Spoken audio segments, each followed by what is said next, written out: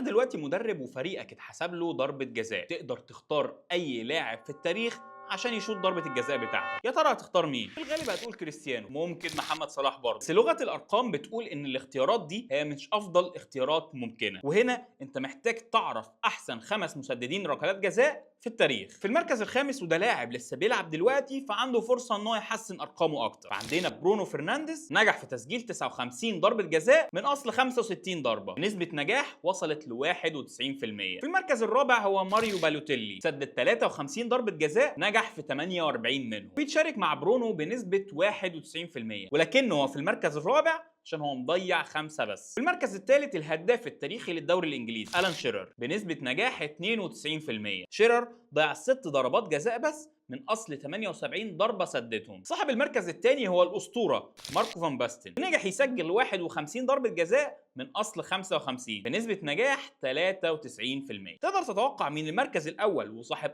اكبر نسب النجاح في تسديد ضربه الجزاء؟ بنسبه 94% مش هتقدر، ودي النسبه اللي نجح فيها. ريكي لامبرت لاعب ساوثهامبتون وليفربول السابق نجح في 94% من ضربات الجزاء اللي سددهم في حياته، ضيع 3 ضربات جزاء بس من اصل 54 ضربه جزاء سددهم. اظن كده عرفت هتختار مين يسدد ضربه الجزاء بتاعتك. اختار واحد من الخمسه دول في الكومنتات.